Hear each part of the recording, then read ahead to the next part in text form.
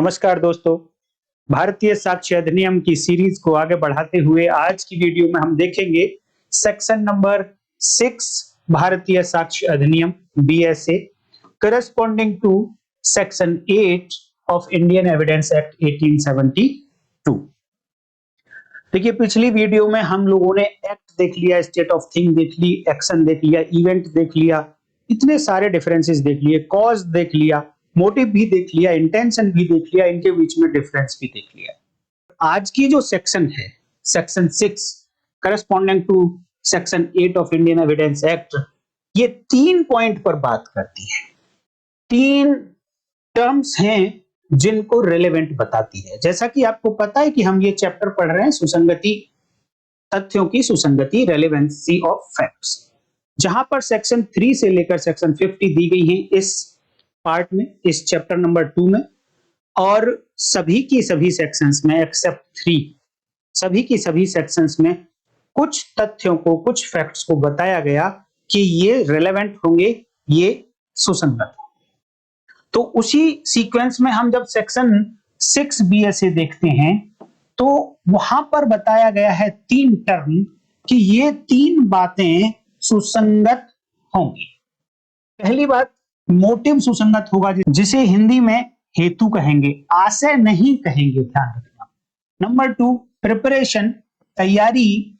Number 3, conduct, आचरण कहेंगे। और ये आचरण 2 प्रकार का हो सकता है, previous conduct and subsequent conduct, पूर्व का आचरण या पश्चात का आचरण। ये टोटल मिलाकर 4 बातें हो जाती हैं, वैसे 3 ही पॉइंट हैं। तो इनके बारे में आपको ये समझना चाहिए कि ये जो 2 पॉइंट है पहले वाले, इनके लिए सबसेक्शन 1 लिखी गई सेक्शन 6 में, और इसके लिए सबसेक्शन 2 लिखी गई है। थोड़ा सा डिफरेंस है दोस्तों दोनों में, इसलिए 2 सबसेक्शन रखी गई, अदरवाइज एक ही सबसेक्शन में दोनों को कहा जा सकता था। अगर मैं आपको ये समझाने की कोशिश करूं कि एक होता है मोटिव और एक है प्रिपरेशन, तो इन दोनों को सब सेक्शन 1 में जो रखा गया, इन दोनों को बताया गया कि ये रेलेवेंट होंगे।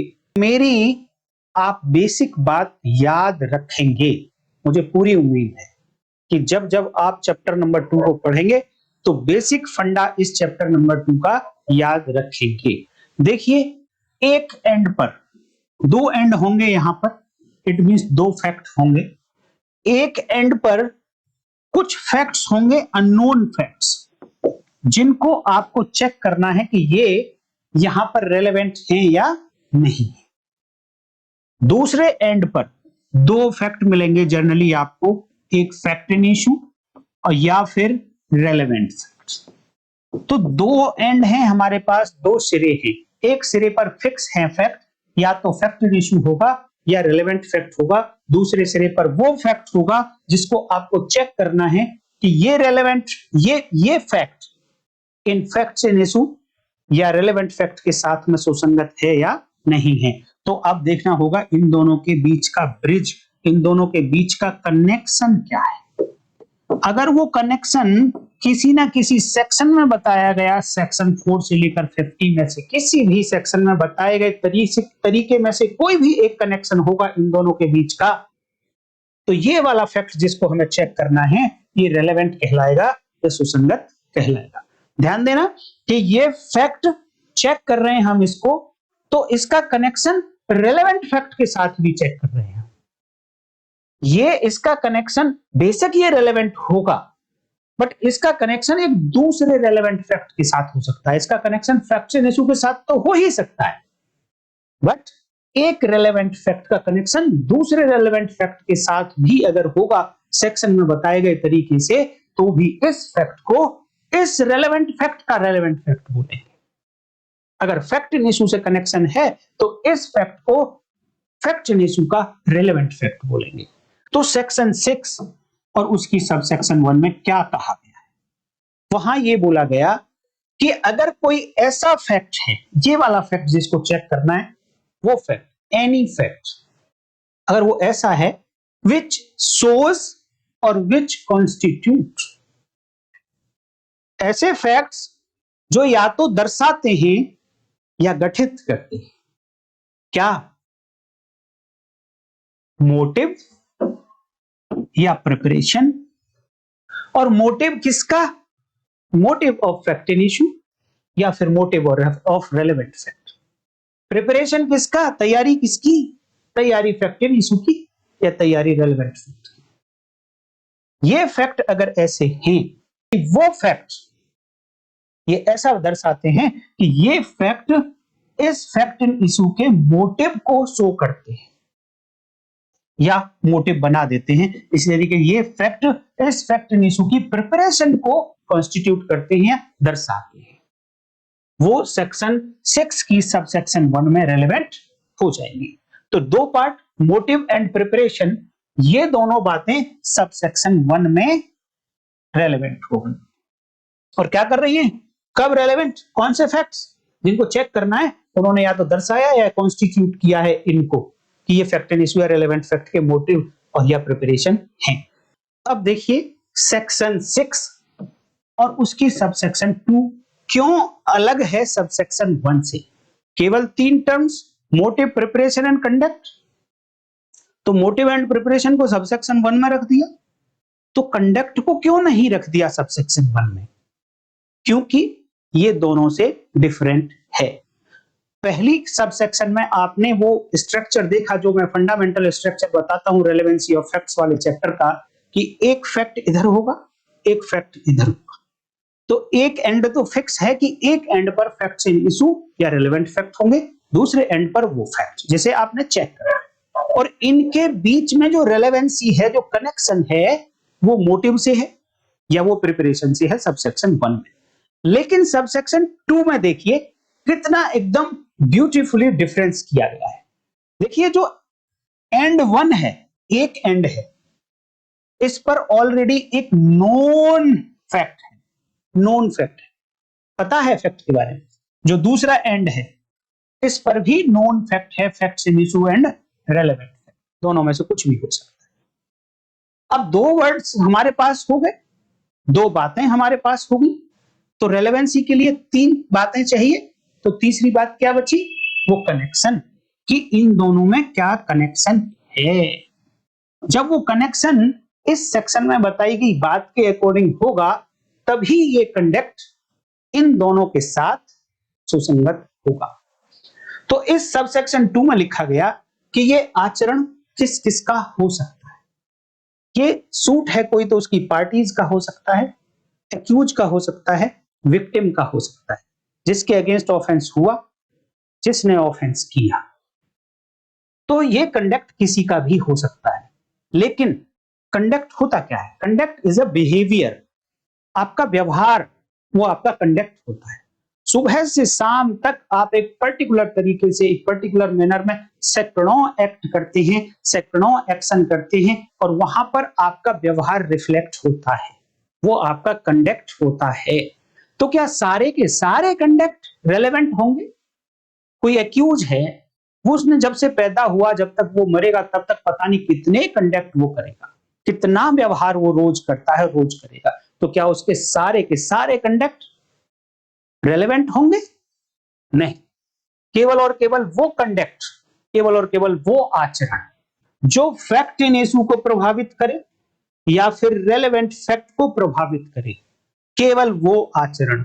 या दूसरा इसका रिवर्स देखिए, रिवर्स ये है कि जो फैक्ट इन इशू ने कंडक्ट को प्रभावित किया या रेलेवेंट फैक्ट ने कंडक्ट को प्रभावित किया। प्रभावित होने के बाद का कंडक्ट, फैक्ट इन इशू से प्रभावित होने के बाद का कंडक्ट, रेलेवेंट फैक्ट से प्रभावित होने के बाद का कंडक्ट, या फिर ऐसा कंडक्ट जिसके कारण ये फैक्ट इन इशू प्रभावित हुआ या रेलेवेंट प्रभावित हुआ। दोनों तरीके के कंडक्ट सुसंगत होंगे। यहां पर ऐसा ओपन नहीं छोड़ा गया जैसा कि हर सेक्शन में छोड़ा गया था ओपन, कि सेक्शन 1 एंड 1 पर एक सिरे पर एनी फैक्ट है, कुछ भी है जिसको चेक करना है। नहीं, वहां एनी नहीं है, वहां कंडक्ट है। कंडक्ट इज अ फैक्ट, बताऊंगा, डिटेल में बात करूंगा इसके बारे में। तो सब सेक्शन 2 को इसलिए अलग रखना पड़ा क्योंकि दोनों एंड पर नोन फैक्ट हैं, बट उनका कनेक्शन किस तरीके से है? वो है इन्फ्लुएंस से। ये प्रभावित करते हैं, या तो कंडक्ट इधर वालों को प्रभावित करे या इधर वाले इधर वालों को प्रभावित करें, देन केवल और केवल ऐसा आचरण ही सुसंगत होगा। तो आज की वीडियो में देखिए, मैं आपको बताने की कोशिश करता हूं सबसे पहले मोटिव। पहली बात, क्योंकि यहां पर तीन बातें हैं, मोटिव, प्रिपरेशन, कंडक्ट, हेतु, तैयारी और आचरण। तो आज की वीडियो में मैं आपको समझाऊंगा कि मोटिव क्या होता है। तो देखिए, यहां पर इंडियन एविडेंस एक्ट में वर्ड्स का खेल है। आप वर्ड्स का मीनिंग नहीं पता होगा आपको, तो आप देखिए एक्चुअल मीनिंग समझ ही नहीं पाएंगे कि सेक्शन क्या कहना चाहती है, और आप सेक्शन को रट भी लेंगे तो वो जो प्रैक्टिकल क्वेश्चन आएगा आपके सामने, उसको तो आप बिल्कुल नहीं कर पाएंगे। सीधे सीधे अगर पूछ लिया आपसे कि बताइए मोटिव कौन सी सेक्शन में रेलेवेंट है, तब तो भैया कोई भी इंडेक्स रट के जवाब दे देगा। बट एक सिचुएशन बेस्ड क्वेश्चन आया और आपको वर्ड्स के मीनिंग नहीं पता है, तो फिर आप क्वेश्चन सॉल्व नहीं कर पाएंगे। इसलिए मेरी आपसे एडवाइस है कि जितने भी यहाँ वर्ड्स यूज हो रहे हैं उनका मीनिंग आपको पता होना चाहिए, और मीनिंग के साथ साथ आपके माइंड में उनकी पिक्चर होनी चाहिए कि जब कंडक्ट की बात आए तो ऐसी पिक्चर बने, मोटिव की बात आए तो ये, इंटेंशन की बात आए तो ये, इफेक्ट की बात आए तो ये, पिक्चर बननी चाहिए। तो आज हम समझेंगे यहाँ पर कि मोटिव का मीनिंग क्या होता है। हालांकि मैंने मोटिव को पिछली वीडियो में काफी हद तक बताने की कोशिश करी थी, बट आप एग्जाम में कैसे लिखेंगे उसको, वो वर्ड्स भी मैं आज आपको यहाँ समझाने की कोशिश करता हूँ। देखिए, मोटिव को हिंदी में हेतु कहा जाता है, और जब मैंने पीछे आपको बताया था तो ये है अल्टीरियर इंटेंशन। देखिए, एक होती है इंटेंशन और एक होता है मोटिव। दोनों होती इंटेंशन ही है, होता ये मेंटल एलिमेंट है, मेंटल कंडीशन है, लेकिन ये अल्टीरियर इंटेंशन है। ये बिल्कुल छिपी हुई बहुत पीछे जाके मोटिव होता है, ये हमेशा बैकग्राउंड में रहता है, और इंटेंशन हमेशा आगे रहती है। तो इंटेंशन का मतलब इमीडिएट इंटेंशन, और मोटिव का मतलब अल्टीरियर इंटेंशन, छिपा हुआ बहुत दूर की इंटेंशन। किस तरीके से मैंने आपको समझाने की कोशिश करी थी इसको, आज मैं आपको एक नई बात बताना चाहूंगा। आपने एलिमेंट्स ऑफ क्राइम पढ़े होंगे, स्टेजेस ऑफ क्राइम पढ़ी होंगी। दोनों को ही आप देख लीजिए, चार चार हैं, चाहे स्टेज की बात कर लीजिए चाहे एलिमेंट की बात कर लीजिए। एलिमेंट की अगर हम बात करें तो सबसे पहले मेंस रिया आता है, फिर उसमें प्रिपरेशन होती है, फिर अटेम्प्ट होती है, देन जाकर कमीशन होता है। स्टेजेस की आप बात करेंगे तो उसमें भी यही स्टेजेस है, एक तरीके से कुछ बहुत ज्यादा अंतर नहीं है स्टेजेस एंड एलिमेंट्स में। तो मैं आपको थोड़ा और पीछे लेके चलता हूं और थोड़ा और आगे लेके जाऊंगा, जहां पर ये शुरू होते हैं एलिमेंट्स और स्टेजेस। इनसे इधर उधर की बातों पर थोड़ा सा प्रकाश डालना चाहूंगा, जिससे आपके माइंड में एक पिक्चर बनेगी, और जितने भी वर्ड्स यहां पर यूज हो रहे हैं ट्रांजैक्शंस में, वो वर्ड्स आपको समझ आएंगे। तो सबसे पहला वर्ड मैंने कल मीनिंग आपको बता दिया है, कॉज, हेतुक। हेतुक क्या होगा? हे सबसे पहले देखिए, ये जड़ है, ये देख लीजिए आप, किसी भी क्राइम की ये जड़ है, कॉज। इसीलिए सबसे पहले सेक्शन नंबर 5 में कॉज से इन्होंने शुरुआत करी है। इससे पहले ओकेजन है, कॉज से पहले ओकेजन होता है, बट कॉज ये रूट है, जड़ है किसी ऑफेंस की। जब कॉज होगा देन उसके बाद में मोटिव आएगा, और जब मोटिव आ जाएगा तो फिर उसके बाद इंटेंशन पैदा होगी। मोटिव को बोलते हैं हेतु, और ये क्या है? हेतु होता क्या है? इंटेंशन टू गेट समथिंग, या फिर intention to get rid of something.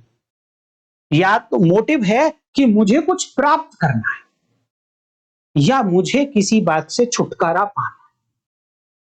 ये मन का एलिमेंट है, मेंटल एलिमेंट है, ये सब मोटिव कहलाता है। और जब ये मोटिव बन जाता है किसी माइंड के, किसी भी पर्सन के माइंड में, देन इंटेंशन पैदा होती है कि अब इस प्लान को मुझे एग्जीक्यूट कैसे करना है। जब ये सोचने लगे कि कोई व्यक्ति की किस तरीके से एग्जीक्यूट करना है, देन वो इंटेंशन फॉर्म हो गई है। आशय बोलेंगे, इस इंटेंशन को कानूनी भाषा में आशय बोलेंगे। साधारण भाषा में आपको दोनों एक जैसे लग सकते हैं, बट आपको कानूनी भाषा में अलग अलग बोलना है। और जब इंटेंशन बन जाती है तब आदमी प्रिपरेशन करता है, क्रिमिनल प्रिपरेशन करता है, तैयारी करता है कि ये अब मुझे जो मैंने सोचा है उसको अचीव कैसे करना है। तैयारी में भी आप थोड़ा सा ध्यान रखिए दोस्तों कि तैयारी दो तरीके की होती है। एक तो तैयारी होती है क्राइम को करने की, एक तो फैक्ट इन इशू को करने की, कमिट करने की तैयारी होती है, और एक दूसरी तैयारी होती है कि जब क्राइम हो गया उसके बाद की भी कुछ तैयारी होती है। उसके बाद की तैयारी ये होती है कि किसी को पता ही ना चले कि क्राइम हुआ है। ऐसी भी तैयारी पहले करनी पड़ती है क्राइम करने से पहले, या क्राइम करने के बाद कैसे बचकर निकलना है वहां से, ये भी प्रिपरेशन है, ये भी तैयारी है। बट ये आफ्टर क्राइम है, आफ्टर फैक्ट इन इशू है। किस तरीके से एविडेंसेस को डिस्ट्रॉय करना है, ये प्रिपरेशन पहले ही हो जाती है, but after commission of crime होती है। तो प्रिपरेशन भी दो तरीके की होती है। अब प्रिपरेशन के बाद में जब प्रिपरेशन हो गई, देन वो जो एक्यूज होता है वो फिर करता है उस अपने डिजायर्ड रिजल्ट को पाने की अटेम्प्ट टू कमिट क्राइम, अपराध को करने का प्रयास करता है। ये सीक्वेंस अपने माइंड में आप बैठा लेना, बहुत सारी पिक्चर आपको क्लियर हो जाएंगी और बहुत सारे कंफ्यूजन भी आपके माइंड से निकल जाएंगे। तो अपराध को करने का प्रयास हो गया। अब जैसे ही एक्यूज ने अपनी तरफ से प्रयास कर दिया, अटेम्प्ट कर दी, अब देखिए हो सकता है कि वो उसकी अटेम्प्ट अपने डिजायर्ड रिजल्ट को अचीव करने में सक्सेस मिल जाए उसको, या हो सकता है कि वो डिजायर्ड रिजल्ट को अचीव करने में फेल हो जाए। अगर उसने डिजायर्ड रिजल्ट को अचीव कर लिया, हिंदी में बोलें तो इच्छित परिणाम अगर प्राप्त कर लिया है, तो कहा जाएगा कि क्राइम कंप्लीट हो गया है। और अगर वो फेल हो गया अचीव करने में, बट अटेम्प्ट कर दी थी, तो ये केवल और केवल अटेम्प्ट रह जाता है, अटेम्प्ट टू कमिट ऑफेंस, अपराध करने का प्रयास रह जाता है। इनमें से कॉज अपने आप में पनिशेबल नहीं है, उससे बना मोटिव अपने आप में पनिशेबल नहीं है, दंडनीय नहीं। मोटिव से आया इंटेंशन अपने आप में दंडनीय नहीं है। इंटेंशन के बाद में शुरू करी इस रिजल्ट को पाने की तैयारी, प्रिपरेशन, तो कुछ मैटर्स को अगर छोड़ दिया जाए तो प्रिपरेशन भी पनिशेबल नहीं है। उसके बाद में आई अटेम्प्ट, तो अटेम्प्ट पनिशेबल है, दंडनीय है। और अगर वो सक्सीड हो गया, डिजायर्ड रिजल्ट प्राप्त कर लिया उसने, तो कंप्लीट हो गया, तो वो तो क्राइम पनिशेबल है ही। तो इस सीक्वेंस को अगर आप याद रखेंगे तो बहुत सारी बातें आपकी कॉन्सेप्ट में ऐसे आ जाएंगी, बहुत आसानी से आ जाएंगी। अब देखिए कॉज की अगर मैं बात करूं, क्योंकि सबसे पहली बात थी, मैं ऑलरेडी बता चुका हूं इसके बारे में, हेतुक होता है, ऑलरेडी डिस्कस कर चुका हूं। ये है क्या? ये एक एक्ट है। एक्ट भी मैं बता चुका हूं, एक्ट क्या होता है, एक्शन क्या होता है, स्टेट ऑफ थिंग क्या होती है।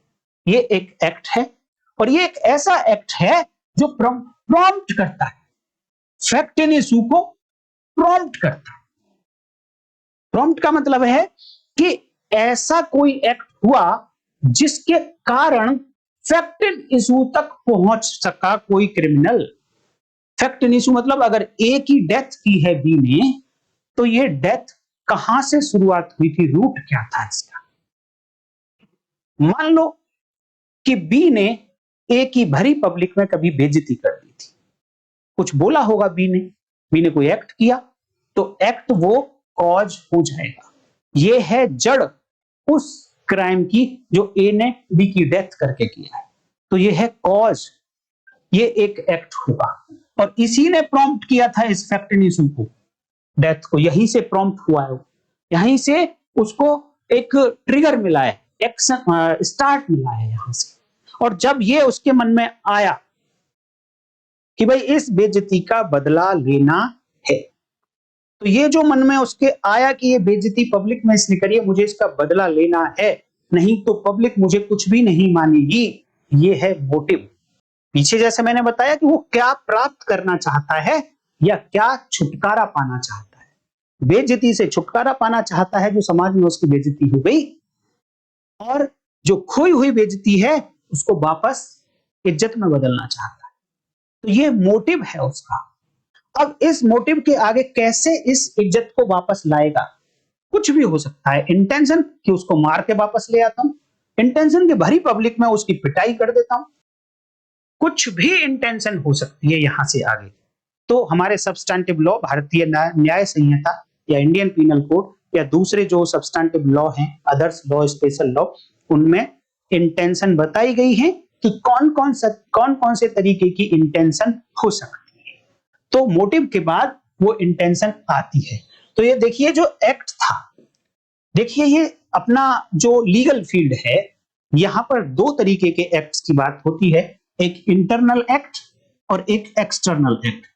एक आंतरिक कार्य और एक बाह्य कार्य, और आंतरिक कार्य को भी बोलते हैं साइकोलॉजिकल एक्ट। हालांकि जो अपना जनरल वर्ल्ड है, इसमें इंटरनल एक्ट कोई एक्ट नहीं माना जाता है। केवल और केवल फिजिकल एक्ट, जो एक्सटर्नल एक्ट है, उसी को एक्ट की कैटेगरी में माना जाता है। देखिए जॉन ऑस्टिन साहब ने क्या कहा था कि एक्ट क्या होता है। ये जूरिस्ट है, एक इन्होंने थ्योरी दी थी, अपनी पॉजिटिव थ्योरी। इन्होंने ये कहा, एक्ट इज बॉडीली मूवमेंट और मस्कुलर कॉन्ट्रैक्शन। इन्होंने कहा है कि जो कार्य होता है वो शारीरिक हलचल होगी कहीं ना कहीं, या जो हमारी मसल्स हैं, जो हमारी मांसपेशियां हैं, इनमें कॉन्ट्रैक्शन होगा, ये सिकुड़ेंगी, खुलेंगी, कुछ ऐसा होगा, देन ही कार्य कहलाएगा।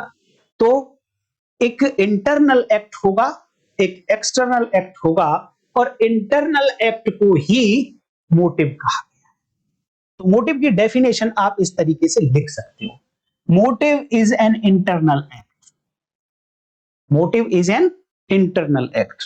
आप फैक्ट की डेफिनेशन देखेंगे section 2 subsection 1 clause F, F for fact, तो वहां पर लिखा गया था कि मेंटल कंडीशन किसी पर्सन की जो होगी वो भी फैक्ट होगा लीगल फील्ड में। तो ये जो मेंटल कंडीशन है, यही कहीं ना कहीं इंटरनल एक्ट है, और जो हमारी इंटरनल मांसपेशियां हैं माइंड की, वो कहीं ना कहीं कॉन्ट्रैक्शन कर रही होती है। अंदर हमारे माइंड में कोई कार्य चल रहा होता है, वही मोटिव कहलाता है। केस लॉज भी मैं आज आपके साथ डिस्कस करूंगा, और एग्जाम पॉइंट ऑफ व्यू से बहुत ही अच्छी वीडियो आज की होगी। आप और मीनिंग को समझ जाएंगे तो प्रैक्टिस भी बहुत अच्छी हो जाएगी। देखिए अब क्वेश्चन आता है, how to define the motive. हेतु को आप कैसे परिभाषित करेंगे? तो motive is moving power which impulse action for a definite result. आप स्क्रीनशॉट ले सकते हैं, ये आप मोटिव की डेफिनेशन में लिख सकते हैं। हिंदी की बात करें तो हेतु वह शक्ति है जो एक निश्चित परिणाम के लिए कार्य को प्रेरित करती है। किसको प्रेरित करती है? कोई कार्य करे, व्यक्ति ऐसी प्रेरणा करती है, उसको ऐसा प्रॉम्प्ट करती है, लेकिन एक डेफिनिट रिजल्ट को प्राप्त करने के लिए। एक डेफिनेशन तो ये हुई। कहां से भी आई है ये डेफिनेशन, ये भी बताऊंगा मैं। दूसरी डेफिनेशन के लिए भी आप ये स्क्रीनशॉट ले सकते हैं, और दूसरी डेफिनेशन है, motive is that which incites or stimulates a person to do an act। हेतु वह है जो किसी व्यक्ति को कोई कार्य करने के लिए उकसाता है या उत्तेजित करता है। तो मोटिव की ये दो डेफिनेशन है, और कहीं ना कहीं ये ऐसी बात है जो इंटेंशन को पैदा करता है और कोई ना कोई कार्य करने के लिए उकसाता रहता है। एग्जाम्पल भी दूंगा, जैसे कि देखिए एक रोटी मूवी आई थी राजेश खन्ना जी की। उसमें राजेश खन्ना जब बच्चे का रोल कर रहे होते हैं, तो वो एक रोटी चुरा लाते हैं किसी सेठ की दुकान में से। तो सेठ उसको पकड़ के पिटाई विटाई लगाता है।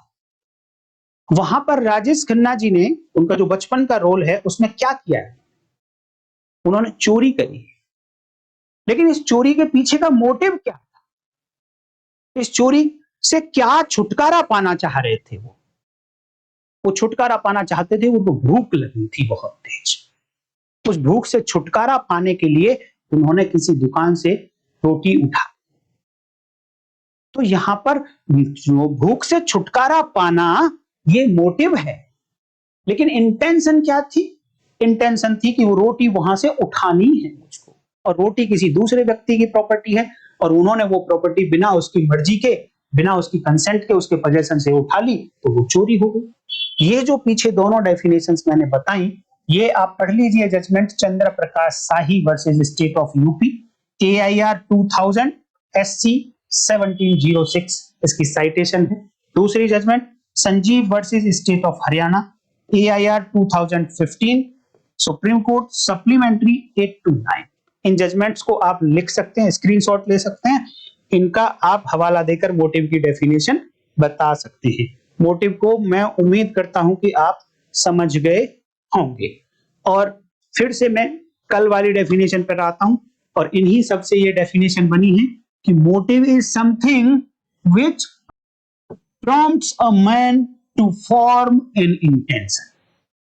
मैंने कहा था पहले कॉज, फिर मोटिव, फिर इंटेंशन फॉर्म होती है। वही बात यहां पर कंक्लूड की गई। Motive is something which prompts a man to form an intention। ये मोटिव ऐसा कुछ है जो आशय बनाने के लिए प्रेरित करता है व्यक्ति को, कि कोई आशय तैयार हो जाए। कैसे मारूं मैं उसको? बॉडीली इंजरी करके मारूं, जहर देके मारूं, किसी दूसरे से मरवाऊं, कॉन्स्पिरेसी करके मारूं, ये सब क्या हो रहा है? ये इंटेंशन है। The intention can be formed even at the place of incident, at the time of commission of crime. यानी इंटेंशन बिल्कुल एट द स्टेज, बिल्कुल वहीं पर इंटेंशन क्रिएट हुई, वही क्राइम कर दिया, ऐसा भी पॉसिबल है। तो मैंने इस लास्ट वीडियो में ये भी बताया था कि मोटिव से इंटेंशन आती है, इंटेंशन से मोटिव नहीं आ सकता कभी। और यहां पर ये जो मैंने पीछे आपको ये सीक्वेंस दिखाया, इस सीक्वेंस में भी आप नोट कर लीजिए कि ये सीक्वेंस कभी भी रिवर्स प्रोसेस में नहीं हो सकता, कि आप ये कहो कि कमीशन से अटेम्प्ट आ जाएगी, अटेम्प्ट से प्रिपरेशन आ जाएगी, प्रिपरेशन से इंटेंशन आ जाएगी, या इंटेंशन से मोटिव आ जाएगा, मोटिव से कॉज आ जाएगा। नहीं, ऐसा नहीं हो सकता। सीक्वेंस यही रहेगी, ये रिवर्स प्रोसेस में नहीं हो सकता। यहां से इधर जाना है, इधर से इधर नहीं आ सकते। ये बात आपको याद रखनी है। ये एक तरीके से आप सोच लीजिए कि फॉर्मूला बना दिया है। अब इस फॉर्मूले को अगर आप याद रखेंगे तो बहुत अच्छे से समझ जाएंगे। लास्ट में अब आपको एक एग्जाम्पल भी लिखना होगा, एक केस लॉ भी लिखना होगा, और जिसमें बताना होगा कि मोटिव किस तरीके से, कौन सा फैक्ट मोटिव है और किस तरीके से उसको प्रूव किया जाएगा। देखिए, कोई भी फैक्ट का रेलेवेंट होना यह कहता है कि आप उसको प्रूव कर सकते हो। रेलेवेंट होना क्या बताता है? कि आप उस फैक्ट को प्रूव कर सकते हो। लेकिन क्वेश्चन हमेशा यही रह जाता है आपके सामने कि प्रूव करेंगे कैसे। तो यह सेक्शन 3 बताती है कि उसके लिए आप एविडेंस देंगे। अब एविडेंस क्या होती है? तो उसके लिए सेक्शन 2 सबसेक्शन 1 और E फॉर एलिफेंट वाली क्लॉज में लिखा गया है एविडेंस की डेफिनेशन। और वहां पर यह बताया गया कि एविडेंस दो ही तरीके की होगी, या तो ओरल होगी या डॉक्यूमेंट्री होगी, मौखिक होगी या दस्तावेजी होगी। तो पहले आपको यह देखना है कि कौन सा फैक्ट, कौन सा तथ्य सुसंगत है, क्योंकि सुसंगत होते ही आप उसे प्रूव कर सकते हैं। और प्रूव करने के लिए फिर आप ये देखिए कि ये फैक्ट कैसा है। क्या ये ओरल एविडेंस से प्रूव हो जाएगा? क्या ये डॉक्यूमेंट्री एविडेंस से प्रूव हो जाएगा? जिस एविडेंस से प्रूव हो सकता हो उसी एविडेंस से प्रूव करना है। और वो एविडेंस चाहे ओरल है चाहे डॉक्यूमेंट्री है, तो फिर जिस तरीके से कोर्ट में जानी चाहिए, मैंने दूसरा पार्ट बताया कि वो एविडेंस तो तय कर लिया आपने कि ये फैक्ट प्रूव किया जा सकता है कोर्ट में, बट कौन सी एविडेंस से प्रूव होगा, किस तरीके से कोर्ट में जाएगी, ये एडमिसिबिलिटी वाला पार्ट बताता है। तो केस लॉ देख लीजिए, नाथा सिंह वर्सेस एम्परर 1946 का केस है, AIR 1946, प्रीवी काउंसिल 187। इसमें नाथा सिंह एक कमल सिंह नाम के व्यक्ति का मर्डर कर देता है। और ये कमल सिंह एक ऐसा व्यक्ति है जिसको जानकारी है कि इस नाथा सिंह ने पहले भी एक मर्डर कर रखा है और उस व्यक्ति का नाम है भान सिंह। जिस व्यक्ति का पहले मर्डर किया हुआ है नाथा सिंह ने, उस व्यक्ति का नाम है भान सिंह और इस बात को ये कमल सिंह जानता है। और इसी बात का फायदा लेकर ये कमल सिंह कहता है, इससे एक्सटॉर्शन करता है नाथा सिंह से कि तुम मुझे पैसे दे दो, नहीं तो मैं तुम्हारी इस बात को, पहले वाले मर्डर को पब्लिक कर दूंगा। तो अब ये जो उसने बोला कि मुझे पैसे दे दो, नहीं तो मैं तुम्हारे इस पहले वाले मर्डर को पब्लिक कर दूंगा, ये है कॉज, हेतुक। यहां से जड़ शुरू हो गई कमल सिंह के मर्डर की। ये है कॉज। जैसे ही उसने ये कहा कि जैसे ही अब उसने एक्सटॉर्शन किया, ये कॉज दिया, अब नाथा सिंह के माइंड में एक मोटिव पैदा हो गया कि यार इस एक्सटॉर्शन से किस तरीके से छुटकारा मिलेगा। तो किस चीज से छुटकारा पाना चाह रहा है? एक्सटॉर्शन से। तो वो फैक्ट क्या हो सकता है जो किसी भी इंद्रिय से महसूस कर सकता हो कोई व्यक्ति? तो यहां पर ये फैक्ट कि जो कमल सिंह जो डिसीज्ड है, उसकी जानकारी में ये था कि नाथा सिंह ने पहले मर्डर किया हुआ है भान सिंह का। ये कैसा फैक्ट है? इसको जाना जा सकता है, इसको देखा भी जा सकता है, इसको सुना भी जा सकता है। तो ये एक फैक्ट हो गया और ये फैक्ट मोटिव है कमल सिंह की डेथ करने के लिए। और मैंने ये भी बताया था कि मोटिव कभी फैक्ट इशू नहीं होता, मोटिव रेलेवेंट हो सकता है। हाँ, इंटेंशन फैक्ट इन इशू होती है। इसीलिए मोटिव, ये फैक्ट अगर प्रूव हो जाए कि इसके पास मोटिव था, नाथा सिंह के पास मोटिव था कमल को मारने का, क्योंकि कमल के पास जानकारी थी और वो एक्सटॉर्शन कर रहा था। ये फैक्ट कि कमल के पास जानकारी थी और वो एक्सटॉर्शन कर रहा था, ये फैक्ट इस बात को इन्फर करेगा, ऐसा अनुमान लगा सकते हैं इससे कि नाथा सिंह की इंटेंशन रही होगी कमल की डेथ करने की। ये रेलेवेंट फैक्ट है और मोटिव रेलेवेंट फैक्ट है। और दूसरे रेलेवेंट फैक्ट इंटेंशन, और वो फैक्ट इन इशू भी हो सकता है, उसको इन्फर करने में हेल्प कर रहा। तो यहां पर जो प्रीवियस मर्डर वाली बात थी कि वो प्रीवियस मर्डर कमल सिंह की जानकारी में था, ये एक फैक्ट मोटिव होगा। और किसके पास है मोटिव? ए के पास। अब यहां पर ए के मोटिव भी बन गया, कॉज था एक्सटॉर्शन का, ए का मोटिव तैयार हुआ। मोटिव को पूरा करने के लिए ए ने अब इंटेंशन बनाई कि अब मुझे इसको मारना है, तभी एक्सटॉर्शन से छुटकारा मिले। इंटेंशन आते ही अब उसने ये भी तय कर लिया कि कैसे मारना है, गोली से मारना है, जहर दे के मारना है। मान लो जहर दे के मारना चाहता है, तो अब इसके आगे जहर भी खरीदेगा, तो वो प्रिपरेशन हो जाएगी, तैयारी हो जाएगी। और जहर किस तरीके से इसको दिया जाए, उसकी हैबिट जानने की कोशिश करेगा कमल सिंह की, ये भी प्रिपरेशन हो जाएगी। और ये भी सोचेगा वो कि जब ये मर जाएगा तो किस तरीके से इसको सुसाइड दिखाया जाए जिससे कि मैं बच जाऊं। ये क्राइम के बाद की प्रिपरेशन पहले ही कर रहा, बट स्टिल प्रिपरेशन। तो क्राइम के बाद की प्रिपरेशन भी हो सकती है। तो इस तरीके से आपको ये इलस्ट्रेशन भी समझ आ गया। और यही देखिए सेक्शन 6 और उसका इलस्ट्रेशन ए है। पहले वाला इलस्ट्रेशन है, वहां पर सिर्फ नाम जो दिए गए हैं, नाथा सिंह को ए से रिप्लेस कर दिया है, वहां पर कैमल को बी से रिप्लेस कर दिया है और भान सिंह को सी से रिप्लेस कर दिया है। सेम यही इलस्ट्रेशन सेक्शन 6 भारतीय साक्ष्य अधिनियम corresponding to section 8 Indian evidence act में लिखा हुआ है। दोस्तों, मैं उम्मीद करता हूं कि आज ये मोटिव आपको समझ आ गया होगा। प्रिपरेशन को भी डिटेल से बताऊंगा, किस तरीके से एग्जाम में लिख पाएंगे आप, ये भी बताऊंगा और इसका केस लॉ भी बताऊंगा। उसके बाद कंडक्ट को भी बताऊंगा कि कंडक्ट किस तरीके से डिफाइन होगा, किस किस का कंडक्ट हो सकता है, कब का कंडक्ट हो सकता है, प्रैक्टिकल एग्जाम्पल के साथ बताऊंगा। इंफॉर्मेशन अच्छी लगी है तो वीडियो को लाइक कर दीजिए, हाइप जरूर कर दिए, जितने भी पॉइंट आप दे सकते हो दीजिए, जितने भी आपको दिखाई दे रहा है। और अगर आप चैनल पर नए हैं तो चैनल को सब्सक्राइब कर लीजिए, ऐसी ही वीडियोस और मिलेंगी आपको।